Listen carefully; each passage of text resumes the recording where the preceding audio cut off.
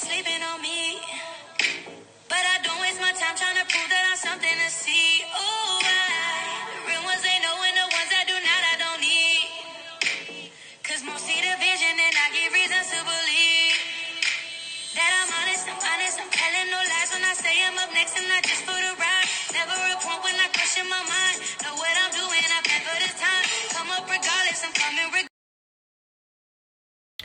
Okay guys, so I just wanted to come on here and basically tell you guys, because I did say it was Juicy Missa, Life with Juicy Missa, and I wanted to keep it real with you guys about what's been going on and why I don't film as much.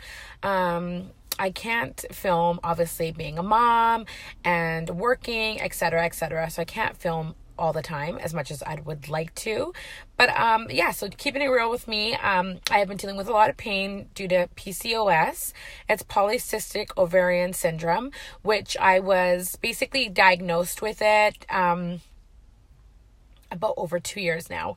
And so dealing with that is just a lot of pelvic pain, hormonal imbalances, hair growth, etc., lots of different things that it has. But to that being said, I've been dealing with a lot of pelvic pain, and so it's landed me in the hospital, etc. And so I wanted to touch a little bit on that topic about PCOS. And so touching on that topic, I just wanted to say that basically seeing the doctor and getting little to none information about PCOS and about the cures and if there is any cure, etc. So I was just obviously frustrated, and I kind of had to do a little research on my own. So reading a little bit about it, I was just kind of shocked. I couldn't even, because I've been pretty much overall like healthy, but it just comes from anywhere from between of the ages of 25, I guess, up. It's something you live with for a lifetime. So it is basically about watching what you eat, about being healthy and exercise, etc. And that's what can kind of control it for the meantime. And so that's what I'm doing. I am watching what I'm eating. I did tend to lose because of all that, knowing that. I recently decided to take my health and make it my number one. So I lost 30 pounds.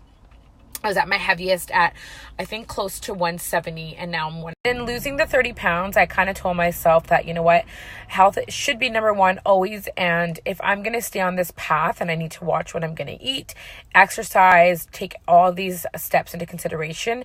But that wasn't the hardest part of my journey with PCOS. I mean, it's going to be a lifelong journey. Losing the weight was hard, and I still have so much more to go, but I am proud of myself for losing the 30 pounds so far and trying to live that healthy lifestyle. But I think it mentally drains you as well, just with the pain and etc., and not getting too much information on it.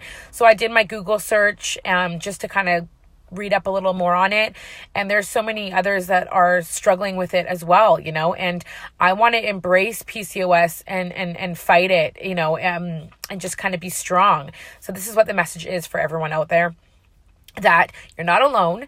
There's a lot of people that suffer from PCOS, and I call it suffering because for myself, I have been suffering. My pelvic pain is excruciating. I can't walk or get out of bed at times. I can basically do activities for 45 minutes and then I have to take a break. So my main things right now is I'm following up with a specialist and my gynae, and just taking the proper steps to make sure that I keep my weight down. If wanting to conceive in the future, I have read online that people have been able to conceive with PCOS, and I know that mine are a little slim chances. So I'm praying to God that everything goes through and that I am able to conceive and have another little blessing from heaven. But that being said, yes, so a lot of the research that I've done on PCOS is just about keeping your weight at a certain amount, and also about being healthy. And so I know that a lot of women with PCOS, the hard part of dealing with it all is just the part of losing weight. I guess having PCOS, we tend to put on more weight quicker than others. And so for me, losing the 30 pounds was like a huge accomplishment. It was really, really hard. But I just learned portion control, and a lot more greens is what I put into my diet. Again, I'm learning, like a lot of us out there, since we don't get a lot of information about the polycystic ovarian syndrome. And so I literally was left in tears at a doctor's office who gave me, again, little to none information about it. So I had to kind of take matters into my own hands and just start working out. And I just kind of made it into, I just put the exercise and the eating right into my schedule and made it like a just basically a lifestyle change. Not to say that I've completely cut everything out, but I just don't tend to. So for a lot of women, the most embarrassing things with PCOS is just having acne. And so what has helped me with my acne has been, I actually work at a salon. So what's helped myself is red light therapy. I used to have so much acne just right here underneath my chin, all along here on the sides. Like I basically didn't want to go out. It was quite embarrassing, etc. But I have been using red light in our salon and it is working tremendously. I have nothing, little to nothing right here all over my cheeks. Red light therapy is the trick. You see a little scarring here, but it is getting rid of it. I try to go 3 to 4 times a week. And then also the excess hair growth that it causes, I actually do lasering. So I let it grow and do lasering, and I've only had to do lasering I think this year 4 times. So that helps. And then I know also so that's the acne, the hair growth, and then the menstrual cycle, sometimes it's a lot heavier. And for the cramping, hot cramp compress, I use like these they're like these it's like a gel heating pad.